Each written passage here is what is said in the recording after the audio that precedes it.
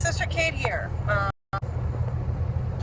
my way back to Sugar Mountain, and I'm listening just very briefly to KPR to a show where a fellow was giving his opinion on, I believe, what is the worst social problem we have, and in his mind, poverty.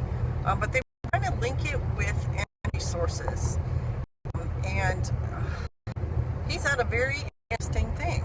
He said that if even if he spent trillions of dollars between now and the end of this century, it would take that long and that much money to switch from fossil fuels that we use now and all the systems for them to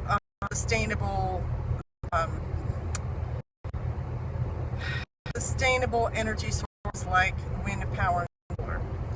And I found that interesting because right now, Joe and I are trying to live on solar power. And the point that this guy makes is that when you're poor, fossil fuels are so much easier because they're beautiful, they're reliable, and they put out a steady source of power that, you know, goes on for a long time. It's not really in danger of shutting down you when you're halfway through whatever it is you're halfway through. And he said, especially for poor societies, fossil fuels just make the whole development situation easier than the wind power or solar, which is more expensive and costs more to put up. And on one hand, I kind of agree with that because the panels themselves are getting cheaper every year. People are figuring out how to produce them with more power and in creative ways, like I saw somewhere there's going to be a window cover that you're going to be able to put on just a regular window that's going to make it a solar generating window. So that part of the solar is developing in bounds. The hard part of solar is it produces power, but you have to store it.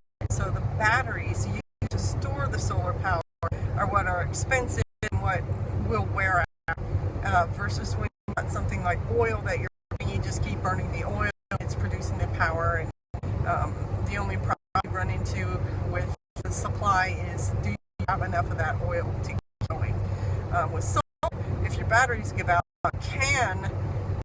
your panels will still generate power, and you can link them to things that run off the power, like a computer or a fan.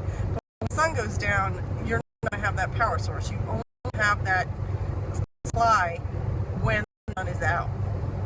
So the answer to what I would do in the evening if you don't have batteries is, you have to revert back to things that are not effective or harder to keep going, like making your own beeswax candles, or even if you have a flashlight, the flashlight has batteries. Now, rechargeable batteries are a good thing, and with a good quality set of them, you can power them on solar and have them in the evening. But again, you're getting in, if they run out or you can't get a hold of any more of them, you're not going to be able to use that power in the meantime.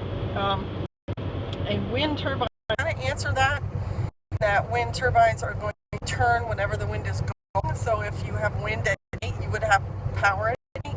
But that's kind of hard to predict. It's kind of hard to predict when the wind is going to be blowing and can give you some sort of energy output.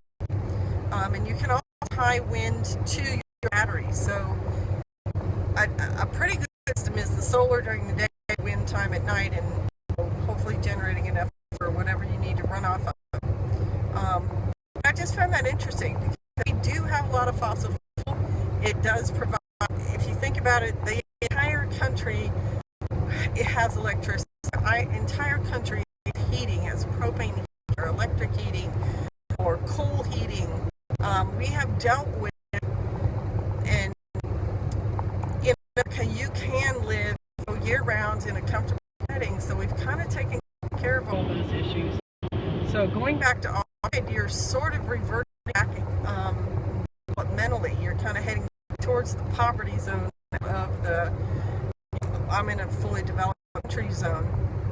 And hopefully what will happen, technologies for wind and solar will continue continue to develop, and someone figure out a way to store the solar power more effectively than deep cycle batteries. All right, a few thoughts on the road. Bless